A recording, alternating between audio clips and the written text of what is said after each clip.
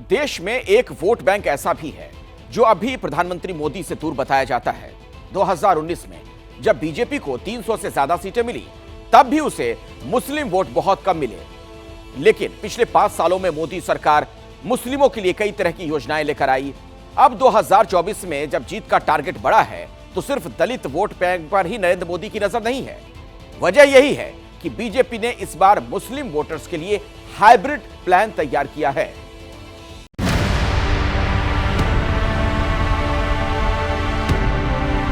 कांग्रेस और उसकी नजर में ये लोग हमेशा ही सिर्फ और सिर्फ मुस्लिम थे।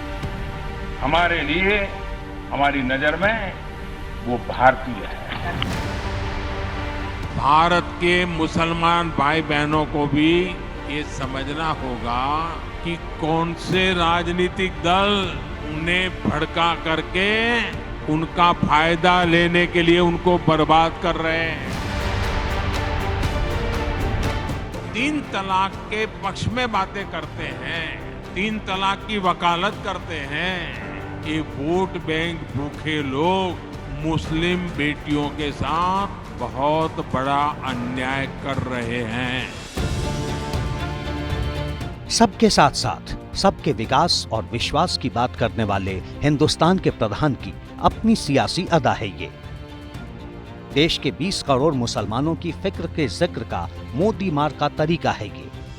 सत्ता की अट्टालिका पर बैठने वाले प्रधान सेवक की ये वो परवाह है जिसमें अल्पसंख्यकों के विकास का ब्लूप्रिंट है। यही वजह है कि लखनऊ में जब बीजेपी की बैठक हुई तो मुस्लिमों से दूरी को पाटने के लिए मोदी नाम का पुल बनाने का फैसला हुआ। लखनऊ में 3 दिनों तक हुई बैठक में यह तय हुआ है कि बीजेपी मुसलमानों के बीच में नए नारे के साथ जाएगी। विश्वास की स्याही से गढ़े ये नारे होंगे, न दूरी है न खाई है, मोदी हमारा भाई है। इसके अलावा मुसलमानों को जोड़ने के लिए संवाद करने का फैसला हुआ। यह संवाद शुक्रिया मोदी भाईजान के नाम से होगा। हर लोकसभा सीट पर 1000 मुस्लिम महिलाओं के साथ कार्यक्रम किया जाएगा। नमो मित्र सभी जिलों में नमो ऐप वॉलंटियर्स के साथ कार्यक्रम करेगा। अपने इस अभियान के जरिए बीजेपी का अल्पसंख्यक मोर्चा यूपी की बड़ी मुस्लिम आबादी को साधने की कोशिश करेगा। हालांकि इसके जरिए समूचे देश के मुस्लिमों को संदेश देने की कोशिश है। ऐसे में सवाल है कि इस बार बीजेपी का फोकस मुस्लिमों पर क्यों है? क्या मोदी की गारंटी पर मुस्लिम भरोसा करेंगे? क्या 2024 में मुसलमानों को बीजेपी कबूल होगा? दरअसल ओपिनियन पोल में जबरदस्त वापसी के संकेत के बावजूद मुस्लिमों से जुड़ाव मोदी के डीएम फैक्टर का हिस्सा है। दलित वोट के लिए फुल प्रूफ प्लान बना चुकी बीजेपी नए प्लान के तहत मुसलमान वोटरों को लुभाने के लिए तैयार है। अब जरा समझिए कि मुस्लिम वोट क्यों अहम है बीजेपी के लिए। 2011 की जनगणना के मुताबिक भारत में करीब 14.2% आबादी मुस्लिम है। ये देश के करीब 92 लोकसभा सीटों पर असरदार हैं। लेकिन बीजेपी का एक भी सांसद मुस्लिम नहीं है। बीजेपी के वोट बैंक में मुस्लिमों की संख्या भी बेहद कम है। 2014 में मुस्लिमों के 4% अगड़े तबके ने बीजेपी को वोट दिया था, जबकि ओबीसी मुस्लिम वोटरों की तादाद 11% थी। जबकि 2019 में अगड़े मुस्लिम वोटरों की तादाद बढ़कर 7% हो गई, पर ओबीसी मुस्लिम वोट सिर्फ 8% रह गए। 2019 में मुस्लिम वोटर ने क्षेत्रीय पार्टियों पर ज्यादा यकीन किया।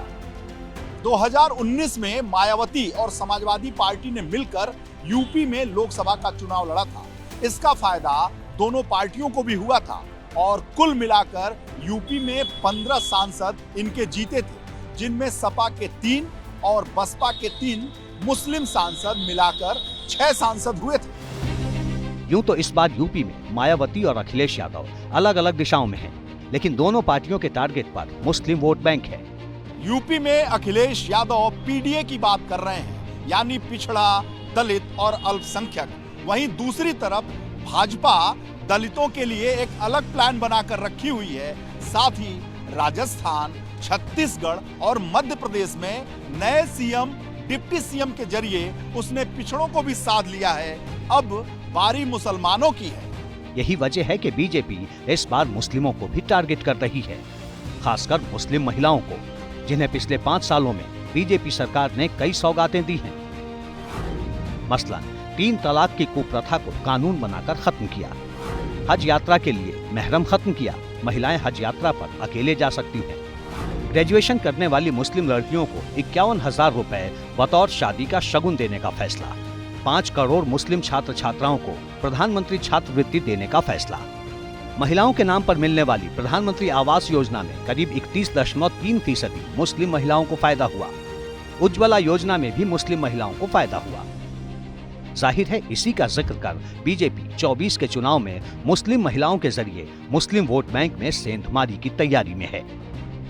हम भी बहुत बहुत उनका शुक्रिया अदा करते हैं। उन्होंने हमको बहुत सहूलियतें दी, हमारे बच्चों को, हमको गैस सिलेंडर भी हमको दिया, राशन भी हमको हर महीने 2 बार मिलता था। उनका बहुत बहुत उनका शुक्रिया है। राशन तो हम लोग का मोदी के तरफ से मिल रहा है और ये है कि बहुत सुविधाएं, जैसे लाइट का है बिल बहुत कम आता है और उनका भी इसीलिए तो हम लोग की तरफ से शुक्रिया तो है ही। हम लोगों की ये सोच है कि 2024 में भी माननीय प्रधानमंत्री मनमोहन सिंह की तरह जैसे उन्हीं ने काम किया उस तरह से ही प्रधानमंत्री मोदी ने काम किया और लगातार महिलाओं के लिए जितना काम किया गया है वो सराहनीय। अल्पसंख्यक महिलाएं बहुत ज़्यादा तहे दिल से शुक्रगुजार है। जिस तरह 3 तलाक खत्म किया गया, जिस तरह से राशन वितरण का काम हुआ, जिस तरह से लॉकडाउन में काम किया गया, इसलिए हम लोग चाहते हैं कि 2024 में दोबारा प्रधानमंत्री जी आए। सिर्फ महिलाएं ही नहीं, मुफ्त राशन योजना के जरिए उन गरीब पसमानदा मुसलमानों को भी पीएम मोदी अपने पाले में करने की तैयारी में हैं, जिनका वो अक्सर जिक्र करते हैं। मौजूदा वक्त में देश में मुस्लिम आबादी करीब 20 करोड़ है, जिसमें पसमानदा मुसलमान करीब 85% हैं, यानी 15 करोड़ से भी ज्यादा। अकेले यूपी में ही 3 करोड़ 20 लाख पसमानदा मुसलमान हैं। पसमानदा मुसलमानों को अपना वोटर बनाने के लिए तैयार बीजेपी उन्हें कितना कबूल है वो जान लीजिए।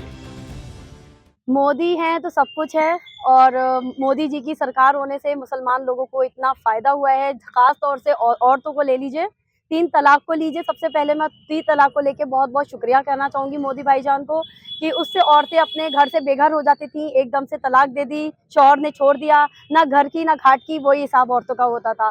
3 तलाक मिलने से इसका सबसे ज्यादा सपोर्ट औरतों को मिला है। मोदी जी की सरकार जब से आई है, सबसे पहली चीज गुंडागर्दी खत्म हुई है। महिलाएं जो असुरक्षित थीं वो आज सुरक्षित महसूस कर रही हैं और हर जगह जा पाती हैं, डरी नहीं रहती हैं।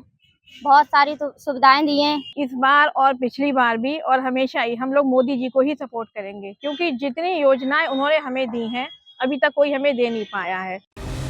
दाऊदी बोहरा मुसलमानों से पीएम मोदी की नजदीकी किसी से छिपी नहीं है, लेकिन जो समाजवादी पार्टी यूपी में मुस्लिम वोट पर दावा ठोकती है, उसे अब भी यकीन नहीं है कि बीजेपी की नई नीति मुसलमानों को पसंद है। देखिए, इतिहास बताता है इन 9 सालों में मुसलमानों को सिवाय सताने का दूसरा काम तो हुआ नहीं है। मुसलमानों की सिवाय दिल आज़ारी करने का और कोई तो काम नहीं हुआ।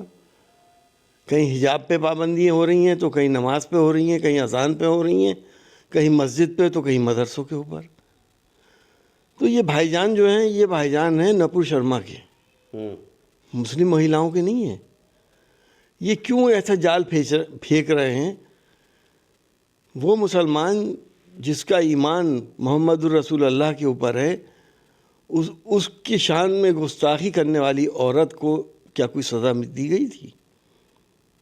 तो ये तो वो लोग हैं कि ये पीछे से लात मारते हैं और उम्मीद ये करते हैं कि हम थैंक यू कहें। मुस्लिम वोट को लेकर आश्वस्त दिख रही समाजवादी पार्टी 2019 में बीएसपी के साथ मिलकर चुनाव लड़ी थी और 73% मुस्लिम वोट ले गई थी। कांग्रेस को 14% मुस्लिम वोट मिले थे, बीजेपी को 8% मुस्लिम वोट मिले थे, जबकि अन्य को 5%। लेकिन इस बार बीजेपी मुस्लिम महिलाओं को साथ कर मुस्लिम वोट बैंक का एक बड़ा हिस्सा अपने नाम करने की तैयारी में है। अगर ऐसा हुआ तो समाजवादी पार्टी या बीएसपी को सिर्फ मुस्लिम पुरुषों का एक बड़ा वोट बैंक मिल पाएगा। बीजेपी इसी रणनीति पर काम कर रही है ताकि इस बार दलित और मुस्लिम वोट बैंक के जरिए वो 400 प्लस के टारगेट को हासिल कर सके। जैसे ही घड़ी का काटा दोपहर 2:30 पे आए, बबीता जी का दिल सास बहू साजिश के लिए मचल जाए। और ये है इनकी बहू, पूरे दिन ऑफिस की टेंशन हो जाए गॉन जब ये करें अपना फेवरेट शो फ्री टाइम पे ऑन। इनकी तरह आप भी देखिए अपना फेवरेट शो अपने टाइम पर और डाउनलोड कीजिए एबीपी लाइव ऐप अपने स्मार्ट टीवी पर।